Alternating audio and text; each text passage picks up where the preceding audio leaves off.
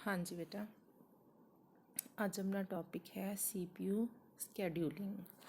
ਤਾਂ ਬੱਚੇ ਸਭ ਤੋਂ ਪਹਿਲਾਂ ਤਾਂ CPU ਸਕੈਡਿਊਲਿੰਗ ਮੀਨਸ ਦਾ ਮਤਲਬ ਆਪਾਂ ਸਮਝਦੇ ਹਾਂ ਇਸ ਚੀਜ਼ ਦਾ ਕਿਸ ਚੀਜ਼ ਦੀ ਸਕੈਡਿਊਲਿੰਗ ਦੀ ਗੱਲ ਕਰ ਰਹੇ ਆ ਇਹ ਬੇਟਾ। ਇਹ ਕੀ ਗੱਲ ਕਰ ਰਿਹਾ ਕਿ ਦੇਖੋ, ਜਦੋਂ ਕਾफ़ੀ ਸਾਰੀਆਂ ਪ੍ਰੋਸੈਸ ਮਤਲਬ ਇੱਕ ਕੰਪਿਊਟਰ 'ਤੇ ਚੱਲ ਰਹੀਆਂ ਹੁੰਦੀਆਂ, ਠੀਕ ਹੈ, ਮਤਲਬ ਕਿ ਮਲਟੀ ਪ੍ਰੋਗਰਾਮਿੰਗ ਚੱਲ ਰਹੀ ਹੁੰਦੀ ਹੈ, ਮਲਟੀਪਲ ਪ੍ਰੋਗਰਾਮਸ ਜਿਹੜੇ ਹੈ ਐਗਜ਼ੀਕਿਊਟ ਹੋ ਰਹੇ ਹੁੰਦੇ ਆ। ਤਾਂ ਉਸ ਟਾਈਮ ਕੀ ਹੁੰਦਾ ਹੈ, CPU ਹੈ ਜਿਹੜਾ ਉਹ ਤਾਂ ਇੱਕ ਹੀ ਹੈ, ਠੀਕ ਹੈ, ਉਹ 1 ਬਾਈ 1 ਸਾਰੀਆਂ ਜਿਹੜੀਆਂ ਪ੍ਰੋਸੈਸ ਆ ਰਹੀਆਂ ਉਹਨਾਂ ਨੂੰ ਹੈਂਡਲ ਕਰ ਰਿਹਾ, ਠੀਕ ਹੈ। ਬਟ ਕੀ ਹੈ ਕਿ ਉਹ ਜਿਹੜੀ ਹੈ ਉਸ ਦਾ ਇੱਕ ਮਤਲਬ ਸ਼ਡਿਊਲ ਬਣਾਉਣਾ ਪੈਂਦਾ ਹੈ ਕਿ ਤੁਸੀਂ ਪਹਿਲਾਂ ਕਿਹੜੀ ਪ੍ਰੋਸੈਸ ਆਊਗੀ, ਫਿਰ ਕਿਹੜੀ ਪ੍ਰੋਸੈਸ ਆਊਗੀ, ਠੀਕ ਹੈ। ਇਹ ਸਾਰੀ ਚੀਜ਼ ਨੂੰ ਹੈਂਡਲ ਕਰਨ ਵਾਸਤੇ ਕੁਛ ਕੁ ਐਲਗੋਰਿਥਮਸ ਯੂਜ਼ ਕੀਤੀਆਂ ਜਾਂਦੀਆਂ ਜਿਨ੍ਹਾਂ ਨੂੰ ਆਪਾਂ CPU ਸਕੈਡਿਊਲਿੰਗ ਐਲਗੋਰਿਥਮਸ ਬੋਲਦੇ ਹਾਂ, ਠੀਕ ਹੈ। ਤਾਂ ਕੀ ਹੈ ਕਹਿੰਦੇ, used to select among the processes in memory that are ready to execute and allocate the CPU to one of them. ਕਹਿੰਦੇ ਕੀ ਹੈ ਕਿ ਇਹ ਕਿਸ ਚੀਜ਼ ਦੀਆਂ ਐਲਗੋਰਿਥਮਸ ਨੇ, ਇਹ ਐਲਗੋਰਿਥਮਸ ਨੇ ਕਿ ਜਦੋਂ ਕਾफ़ੀ ਸਾਰੀਆਂ ਪ੍ਰੋਸੈਸਿਸ ਜਿਹੜੀਆਂ ਹੈਗੀਆਂ ਉਹ ਰੈਡੀ ਖੜੀਆਂ ਐਗਜ਼ੀਕਿਊਟ ਹੋਣ ਵਾਸਤੇ, ਅਤੇ ਐਗਜ਼ੀਕਿਊਟ ਹੋਣ ਵਾਸਤੇ ਕਿਸ ਦਾ ਨੰਬਰ ਆਊਗਾ, ਮਤਲਬ ਕਿ ਕਿਸ ਨੂੰ ਐਲੋਕੇਟ ਹੋਊਗਾ CPU, ਪ੍ਰੋਸੈਸਰ ਕਿਸ ਨੂੰ ਮਿਲੂਗਾ, ਉਸ ਚੀਜ਼ ਦੀ ਸਾਰੀ ਜਿਹੜੀ ਆਪਾਂ ਮਤਲਬ ਇੱਕ ਸਕੈਡਿਊਲਿੰਗ ਕਰਦੇ ਹਾਂ ਉਹਦੇ ਵਾਸਤੇ ਕੁਛ ਕੁ ਐਲਗੋਰਿਥਮਸ ਹੁੰਦੀਆਂ, ਠੀਕ ਹੈ, ਉਹ ਆਪਾਂ ਪੜ੍ਹਾਂਗੇ ਐਲਗੋਰਿਥਮਸ। ਤਾਂ ਪਹਿਲਾਂ ਤਾਂ ਤੁਹਾਨੂੰ ਸਕੈਡਿਊਲਿੰਗ ਦਾ ਮਤਲਬ ਹੀ ਸਮਝਾਉਣਾ ਚਾਹੀਦਾ ਕਿ ਕਿਸ ਚੀਜ਼ ਦੀ ਸਕੈਡਿਊਲਿੰਗ 'ਤੇ ਗੱਲ ਕਰ ਰਹੇ ਹਾਂ, ਤਾਂ ਆਪਾਂ ਪ੍ਰੋਸੈਸਿਸ ਦੀ ਸਕੈਡਿਊਲਿੰਗ ਦੀ ਗੱਲ ਕਰ ਰਹੇ ਹਾਂ। ਤਾਂ ਦੇਖੋ, ਜਿਹੜੀਆਂ ਪਹਿਲਾਂ ਆਪਾਂ ਕੁਛ ਕੁ ਇਹਨਾਂ ਦੇ ਬੇਸਿਕ ਸਮਝਦੇ ਹਾਂ ਕਿ ਜਿਹੜੀਆਂ ਐਲਗੋਰਿਥਮਸ ਹੈ ਜਾਂ ਤਾਂ ਉਹ ਪ੍ਰੀਐਮਪਟਿਵ ਹੁੰਦੀਆਂ ਜਾਂ ਨੋਨ ਪ੍ਰੀਐਮਪਟਿਵ ਹੁੰਦੀਆਂ।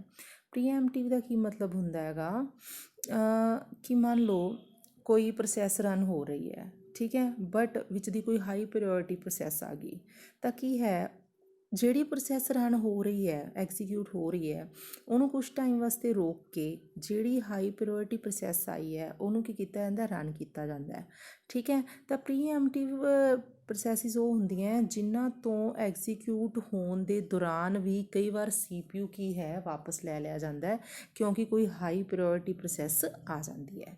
ਤਾਂ ਪ੍ਰੀਐਮਪਟਿਵ ਪ੍ਰੋਸੈਸਿਸ ਉਹ ਹੁੰਦੀਆਂ ਜਿਨ੍ਹਾਂ ਤੋਂ ਕੀ ਹੈ ਕਹਿੰਦੇ CPU ਕੈਨ ਬੀ ਟੇਕਨ ਅਵੇ from the running process. Run ਹੋ ਰਹੀ ਹੈ ਪ੍ਰੋਸੈਸ, ਉਹਦਾ ਕੰਮ ਚੱਲ ਰਿਹਾ, ਬਟ ਉਹਨੂੰ ਕੀ ਹੈ ਉਸ ਤੋਂ ਕੁਛ ਟਾਈਮ ਵਾਸਤੇ ਵਿੱਚੋਂ CPU ਲੈ ਲਿਆ ਜਾਂਦਾ ਹੈ। ਤਾਂ ਉਹ ਪ੍ਰੀਐਮਪਟਿਵ ਹੁੰਦੀਆਂ। ਨੋਨ ਪ੍ਰੀਐਮਪਟਿਵ ਪ੍ਰੋਸੈਸਿਸ ਉਹ ਹੁੰਦੀਆਂ if once a process has been given CPU then CPU can't be taken away before process terminate. ਤਾਂ ਇਹ ਵਾਲੀਆਂ ਪ੍ਰੋਸੈਸ ਕਿਸ ਤਰ੍ਹਾਂ ਦੀਆਂ ਹੁੰਦੀਆਂ ਨੇ ਕਿ ਜਿਹਦੇ ਕੋਲੋਂ CPU ਵਾਪਸ ਨਹੀਂ ਲਿਆ ਜਾ ਸਕਦਾ, ਇੱਕ ਵਾਰ ਅਗਰ ਉਹ ਸਟਾਰਟ ਹੋ ਗਈ ਤਾਂ ਉਹ ਜਿੰਨਾ ਚਿਰ ਟਰਮੀਨੇਟ ਨਹੀਂ ਹੁੰਦੀ ਉਨਾ ਚਿਰ ਕੀ ਹੈ ਉਸ ਤੋਂ CPU ਬੈਕ ਨਹੀਂ ਲਿਆ ਜਾਂਦਾ, ਚਾਹੇ ਕੋਈ ਵੀ ਹਾਈ ਪ੍ਰਾਇਓਰਟੀ ਪ੍ਰੋਸੈਸ ਆ ਜਾਏ। ਤਾਂ ਕੀ ਹੈ, ਦੋ ਤਰ੍ਹਾਂ ਦੀਆਂ ਪ੍ਰੋਸੈਸ ਹੁੰਦੀਆਂ ਜਦੋਂ ਰਨ ਹੋ ਰਹੀਆਂ ਹੁੰਦੀਆਂ, ਤਾਂ ਉਸ ਤਰ੍ਹਾਂ ਦੋ ਤਰ੍ਹਾਂ ਦੇ ਟਾਈਪਸ ਹੈ, ਪ੍ਰੀਐਮਪਟਿਵ ਅਤੇ ਨੋਨ ਪ੍ਰੀਐਮਪਟਿਵ, ਠੀਕ ਹੈ। ਤਾਂ ਕੀ ਹੈ ਹੁਣ ਆਪਾਂ ਕੀ ਅੱਗੇ ਇਸ ਤੋਂ ਬਾਅਦ ਕੀ ਹੈ ਇਹਦੇ ਕੁਛ ਕੁ ਹੋਰ ਆਪਾਂ ਬੇਸਿਕਸ ਦੇਖਦੇ ਹਾਂ।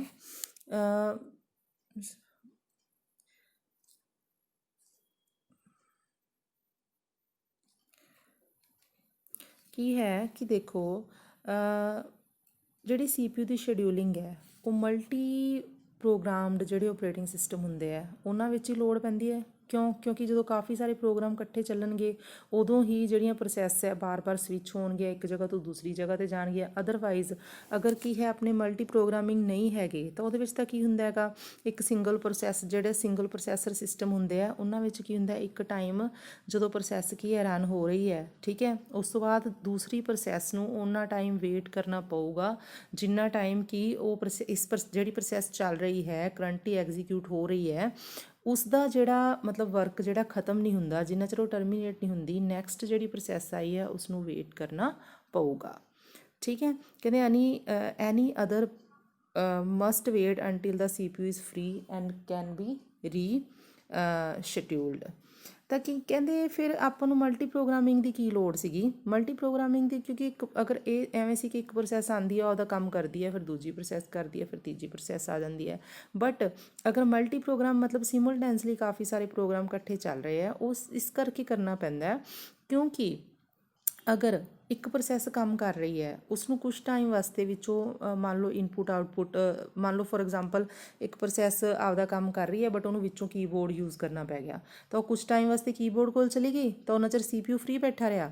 ਤਾਂ ਕੀ ਹੈ, CPU ਦੀ ਪ੍ਰੋਪਰ ਯੂਟੀਲਾਈਜੇਸ਼ਨ ਵਾਸਤੇ, ਪ੍ਰੋਸੈਸਰ ਦੀ ਪ੍ਰੋਪਰ ਯੂਟੀਲਾਈਜੇਸ਼ਨ ਵਾਸਤੇ ਮਲਟੀ ਪ੍ਰੋਗਰਾਮਿੰਗ ਜਿਹੜੀ ਹੈਗੀ ਆ ਉਹ ਬਹੁਤ ਜ਼ਰੂਰੀ ਹੈ।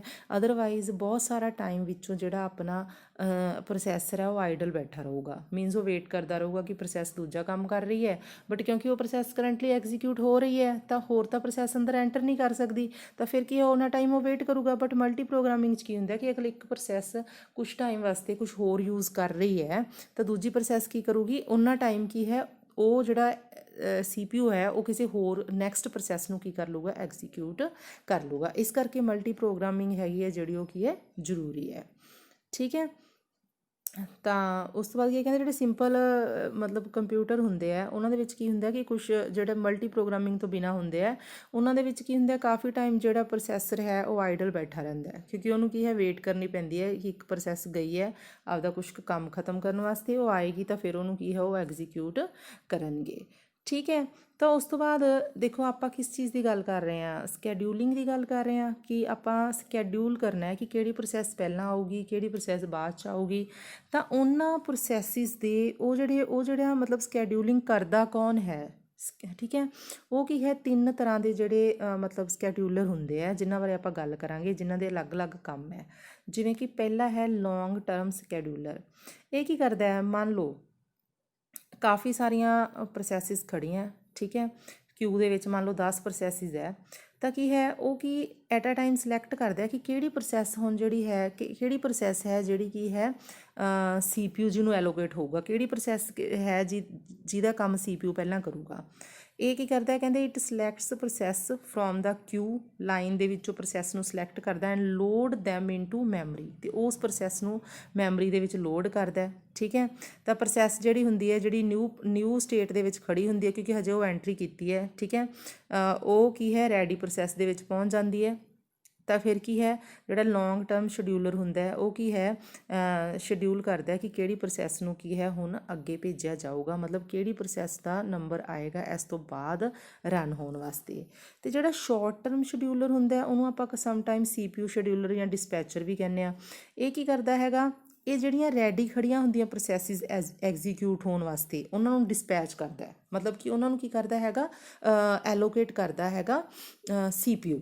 ਠੀਕ ਹੈ, ਉਹਨਾਂ ਨੇ ਕੀ, ਜਿਹੜਾ ਲੌਂਗ ਟਰਮ ਸ਼ਡਿਊਲਰ ਸੀ ਉਹਨੇ ਕੀ ਕੀਤਾ, ਉਸਨੇ ਕੀ ਕੀਤਾ ਸਿਲੈਕਟ ਕਰਤਾ ਕਿ ਆਹ ਵਾਲੀ ਪ੍ਰੋਸੈਸ ਜਾਊਗੀ। ਅਤੇ ਜਿਹੜਾ ਸ਼ਾਰਟ ਟਰਮ ਸ਼ਡਿਊਲਰ ਹੈ ਉਹ ਕੀ ਡਿਸਪੈਚ ਕਰਦਾ, ਮਤਲਬ ਕਿ ਉਹਨਾਂ ਨੂੰ ਐਕਚੁਅਲੀ ਕੰਟਰੋਲ ਦਿੰਦਾ ਹੈ ਕਾਹਦਾ, CPU ਦਾ, ਕਿ ਹੁਣ ਤੁਸੀਂ ਜਾਓ ਅਤੇ CPU ਤੋਂ ਆਪਦਾ ਕੰਮ ਕਰਵਾਓ।